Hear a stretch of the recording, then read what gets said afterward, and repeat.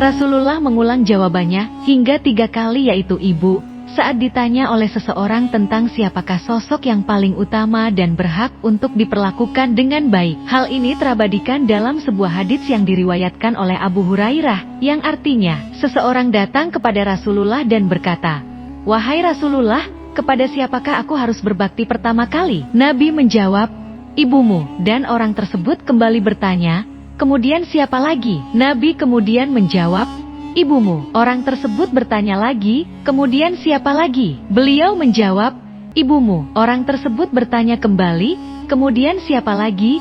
Nabi menjawab, "Kemudian ayahmu." Imam Al-Qurtubi dalam tafsirnya beliau menyebutkan, alasan Rasulullah menyebut ibu sampai 3 kali dalam hadits di atas, menunjukkan kecintaan dan kasih sayang kepada seorang ibu harus 3 kali lipat dibandingkan kepada seorang ayah. Menurut tafsirnya, hal itu sebanding dengan 3 kesulitan yang dialami seorang ibu selama mengandung anaknya. Pertama, kesulitan di masa kehamilan, kedua ketika melahirkan, dan ketiga kesulitan saat menyusui dan merawat anaknya. Dan 3 hal ini hanya dialami seorang ibu, tidak dialami oleh seorang ayah. Hal ini juga ditegaskan dalam firman Allah dalam surah Al-Ahqaf ayat 15 yang artinya, "Kami perintahkan kepada manusia supaya berbuat baik kepada kedua orang tuanya." Ibunya mengandungnya dengan susah payah, dan melahirkannya dengan susah payah juga. Mengandungnya sampai menyapihnya selama 30 bulan.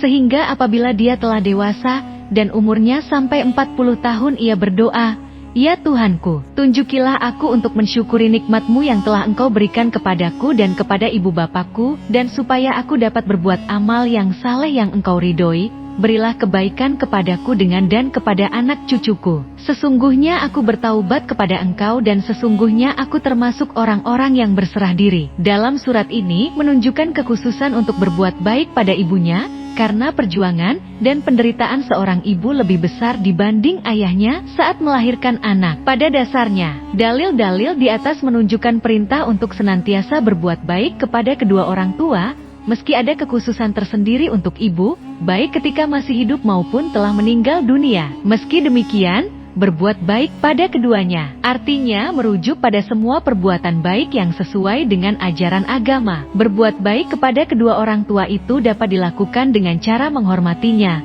menjaganya, dan memberi nafkah apabila orang tua sudah tidak mempunyai pemasukan lagi. Sementara itu, apabila kedua orang tuanya sudah meninggal dunia, amalan baik yang bisa dilakukan anak dengan senantiasa mendoakan keduanya agar mendapat ampunan Allah Ta'ala dan dijauhkan dari azab kubur.